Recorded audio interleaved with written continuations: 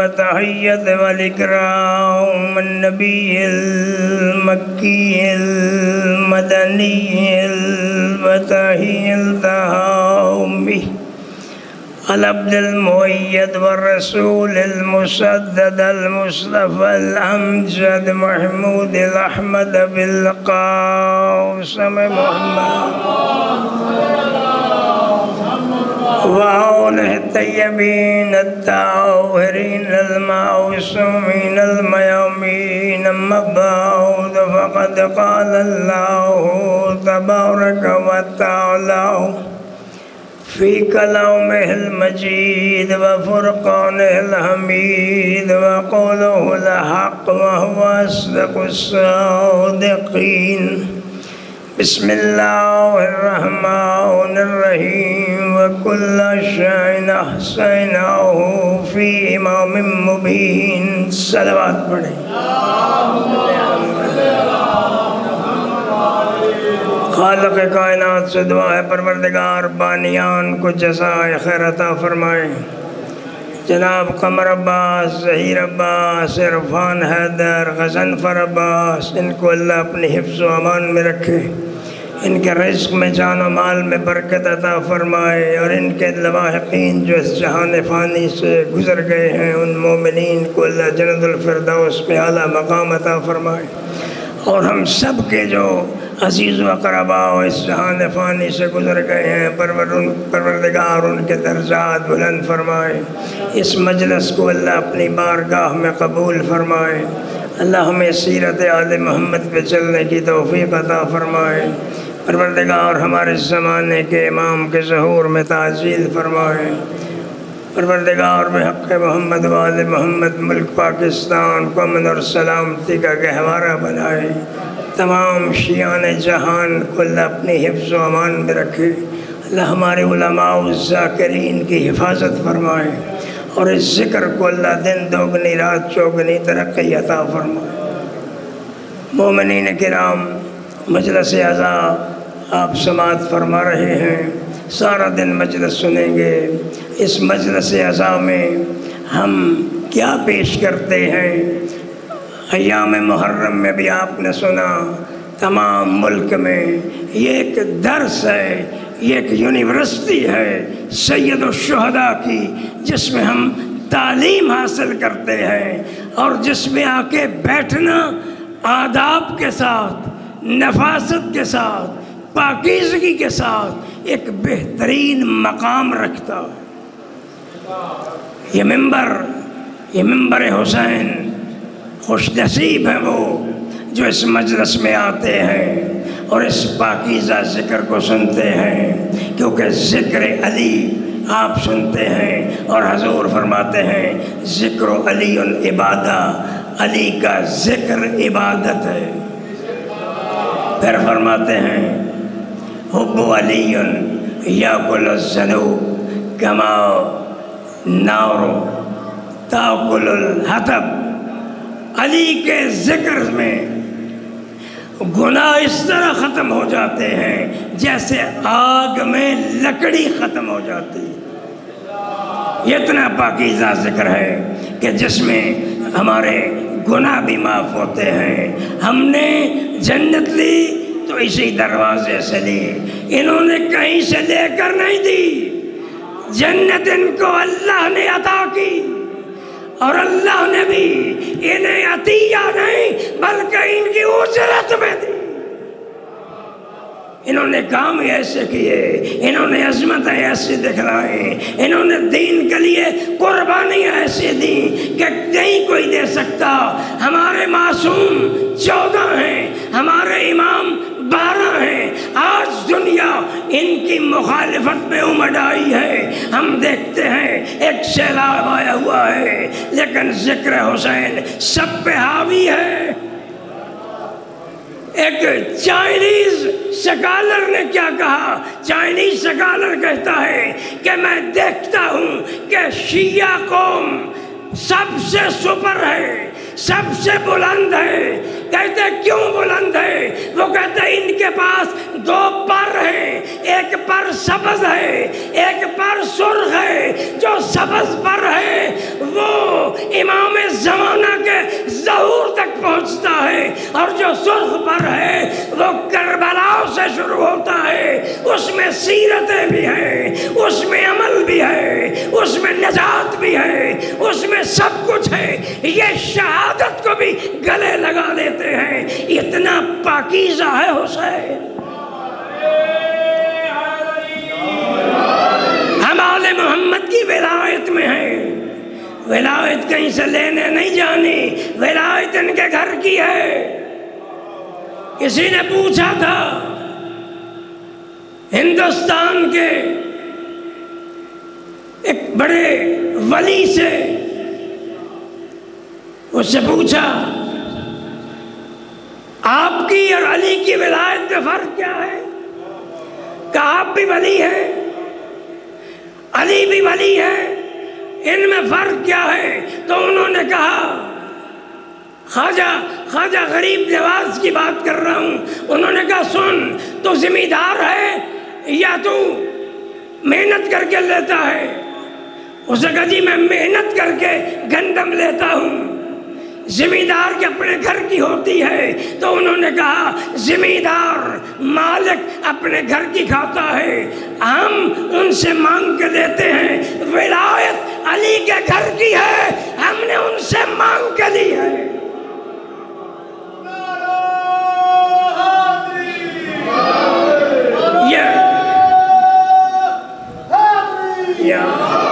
یہ ولایت ایک نظام ہے، یہ غدیر خم پہ قائم کیا۔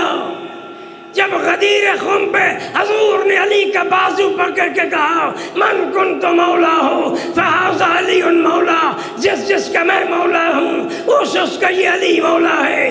اپنے آپ کو حضور نے چھپا دیا، علی کو ظاہر کر کے دنیا کو بتا دیا اے دنیا والو، قیامت تک نمازیں پڑھتے رہو، روزے رکھتے رہو، حج کرتے رہو، زکوٰۃ دیتے رہو، خیرات کرتے رہو، سونا چاندی دیتے رہو، اگر میرے اس بھائی کی ولایت و محبت نہیں ہے تو کچھ بھی نہیں ہے۔ تم جنت تو کیا جنت کی خوشبو بھی نہیں سونگھ سکتے،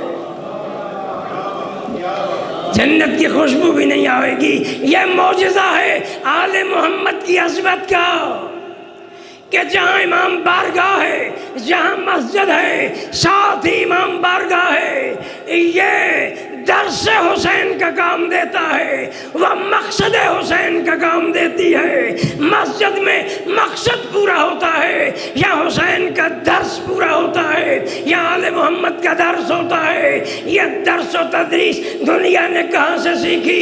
امام جعفر صادق علیہ السلام کا درس ہے، امام محمد باقر علیہ السلام کا درس ہے۔ اور صرف مسلمان نہیں بلکہ ہر فرقے کا بندہ آ کے علم سیکھنے کی کوشش کرتا ہے، سوالات کرتے ہیں۔ عمر بن عبد العزیز خلیفہ تھا، وہ آیا، اس نے کہا جنت اس مسجد نبوی کو توسیع دے دو، لیکن امام محمد باقر علیہ السلام اور امام جعفر صادق علیہ السلام کا درس اس میں حائل نہیں ہونا، یہ درس جاری رہے گا۔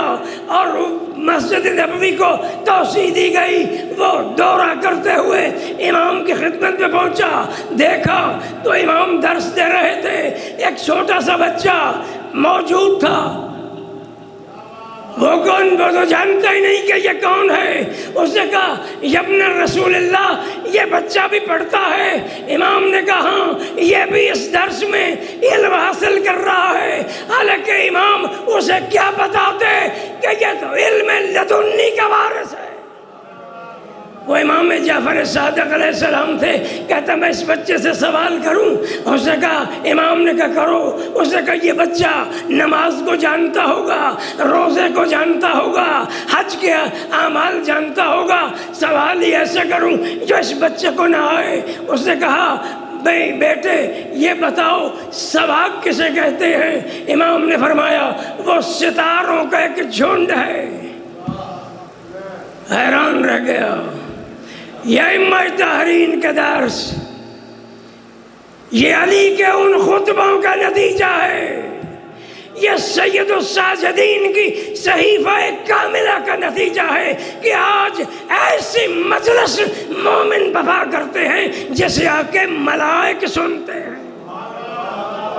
اتنی پاکیزہ مجلس ہے جسے ملائکہ آ کے سنتے ہیں. بلکہ جب مجلس ختم ہو جاتی ہے تو وہ واپس جاتے ہیں تو دوسرے ملائکہ کہتے ہیں کہاں سے آ رہے ہو؟ کہ کیسے پتہ چلا؟ تم میں سے خوشبو آ رہی ہے. وہ فرماتے ہیں ہم تو مجلس حسین میں گئے تھے. وہ کہتے ہیں ہمیں بھی لے جاؤ. بھئی مجلس تو ختم ہو گئی. تو وہ فرشتے کہتے ہیں ہمیں وہ جگہ ہی دکھا دو، ہم اس کی زیارت کریں. سید الشہداء مجھے علامہ عقیل الغربی کا ایک جملہ آخر میں کہنا ہے، بس دامن وقت میں گنجائش نہیں. وہ فرماتے ہیں وہ بستی جو حسین نے بسائی، 2 دن 2 محرم کو مولا کربلا میں پہنچے، 10 محرم کو امام کی شہادت ہو گئی.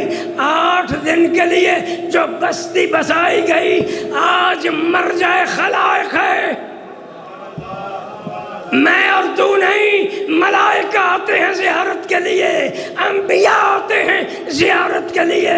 وہ جوش ملی آبادی کربلا کے میدان میں وہ کہتا ہے کہ مصطفیٰ کی کشتی نازش کو کھینے کے لیے انبیاء مبارکباد دینے کے لیے. حسین نے ایسا کارنامہ کیا کہ انبیاء مبارکباد دینے آ رہے ہیں. وہ کہتے ہیں فاطمہ زہرا کو مریم نے مبارکباد دی. یہ کربلا کا میدان ہے. جو بستی بسائی تھی آج دنیا نام جانتی ہے. اور جنہوں نے 100 سال بادشاہت کی، جنہوں نے 100 سال حکومت کی، ان کی قبروں کے نشان نہیں ملتے. وہ سرخ و سفید کے مالک سمجھتے تھے اپنے آپ کو. یزید کیا سمجھتا تھا؟ یزید کی سلطنت کتنی تھی؟ جتنی فرعون کے پاس تھی.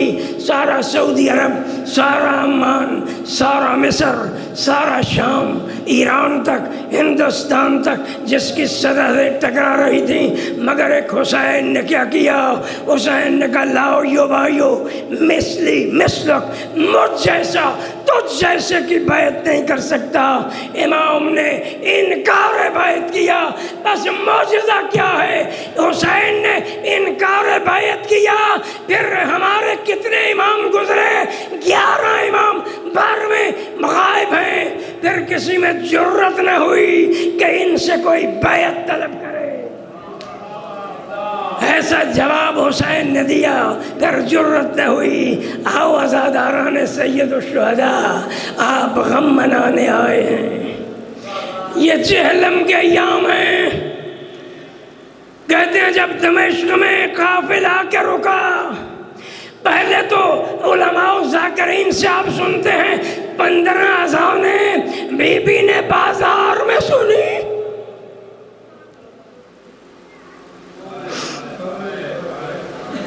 15 اذانیں سنی. اے بیٹا سجاد، ان سے کہو ہمیں لے جاؤ دربار میں. آواز آتی تھی ابھی تو بازاروں کو سجانا ہے، ابھی تو بھیڑ اور بڑھے گی. کہتے ہیں جب بڑھ جاتی تھی تو امام سجاد اس سے کہتے تھے جس کے پاس نو کے نیزہ پہ سید الشہداء کا سر تھا، اس سے کہتے تھے سر کو آگے لے جاؤ. اس سر کو دیکھنے کے لیے جو نو کے نیزہ پہ تلاوت کر رہا ہے لوگ آ جاتے ہیں. امام فرماتے ہیں میری ماں اور بہنیں، ایک وقت ایسا آیا اتنے پتھر برسے، اتنا لوگوں نے مارا کہ جب مٹی ہٹی تو نہ میں اپنی پھوپھی کو پہچانتا تھا نہ پھوپھی مجھے پہچانتی تھی. دربار میں بٹھا لیا. تھوڑی دیر کے بعد بس مختصر کر رہا ہوں، دیکھا ہند آ رہی ہے، یزید کی زوجہ ہے. اس نے کہا میں بھی دیکھوں یہ قیدی کون ہے. کرسی بچھا دی گئی. بی بی زینب نے جناب ام کلثوم سے کہا، جناب لیلا سے کہا خاموش رہنا، اب وہ آ رہی ہے جو ہمارے گھروں میں برتن صاف کرتی تھی. اس نے کرسی بچھائی، بچھا کے کہا قیدی عورت، اے کی ہے؟ کہ مدینۃ النبی کی، میں مدینے کی ہوں۔ کہ تو محمد مصطفیٰ کو جانتی ہے؟ کہ میں جانتی ہوں۔ کہ حسین کو جانتی ہے؟ کہ میں جانتی ہوں۔ کہ میں ایک بات کروں گی، میں اونچی نہیں کر سکتی۔ بی بی نے کیا کہے گی؟ کہتی کان قریب لاؤ، کیا زینب کو جانتی ہو؟ یہ کہنا تھا۔ اے بی بی نے کہا اے ہند، میں زینب ہوں، یہ ام کلثوم ہے، وہ نو کے نیزہ پہ حسین کا سر ہے، وہ علی اکبر کا سر ہے، یہ بیمار سجاد ہے، یہ چھوٹی 4 سال کی سکینہ حسین کے سینے پہ سونے والی۔ کہتی اس نے چادر اتار دی، یزید نے اپنی